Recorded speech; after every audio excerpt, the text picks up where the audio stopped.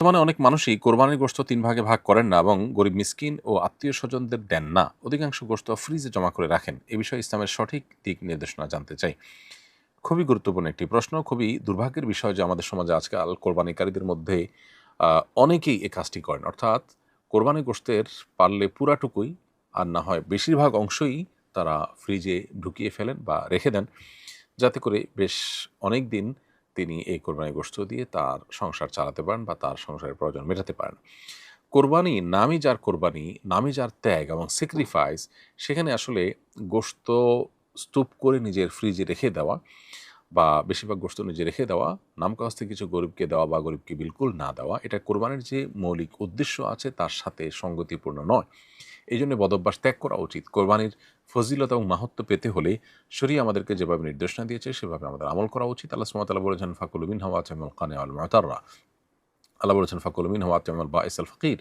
অতএব কোরবানির গোশত এটি আল্লাহর নির্দেশনা অনুযায়ী নিজে খাবো এবং পাড়া প্রতিবেশী আত্মীয়স্বজনকে দিব এবং গরিব দুঃখীকে দিব। অতএব ৩ ভাগে ভাগ করাটা ফরজ কিংবা ওয়াজিব না হলেও এটা মুস্তাহাব এবং উত্তম। যথাসম্ভব ৩ ক্যাটাগরিতে আমাদের কোরবানির গোশতকে ভাগ করা উচিত এবং নিজে আল্লাহ তাআলা হালাল করেছেন আমার জন্য খাওয়া কোরবানির গোশত। অতএব আমি নিজে কিছু রাখবো আর দান করে দিব, অন্য মানুষকে দিব, এমনটি হওয়া উচিত। সবগুলো বা বেশিরভাগ গোশত রেখে দেওয়া এটা খুবই অনুত্তম এবং অনুচিত একটা কাজ। কোরবানির ফজিলত এবং মাহাত্ম্য এর ফলে কমে যেতে পারে। এমনকি আমরা মাহরুমও হতে পারি যদি উদ্দেশ্যই হয় এখান থেকে শুধু ফ্রেশ গোশত আহরণ করা কিংবা দীর্ঘদিনের গোশতের চাহিদা মেটানো। অতএব এই জায়গাটাতে আমাদের বড় ধরনের সংশোধনী আনা দরকার এবং কৃপণতা ছেড়ে আ মানুষকে দান করার ব্যাপারে আমাদের আরও বেশি আ উন্মুক্ত হস্ত হওয়া উচিত এবং আরও বেশি সচেষ্ট হওয়া উচিত। যদিও ৩ ভাগে ভাগ করা ফরজ নয়, কোরবানি আদায় হয়ে যাবে।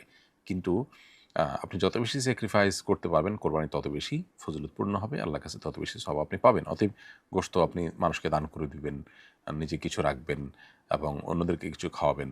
এই মর্মে আপনি যদি ব্যবহার করেন সেটা হবে কোরবানির সঠিক ব্যবহার। আর না হলে কোরবানি কাগজে কলমে আদায় হয়ে যাবে কিন্তু তার ফজিলত এবং সওয়াব সঞ্চিতভাবে কমবে।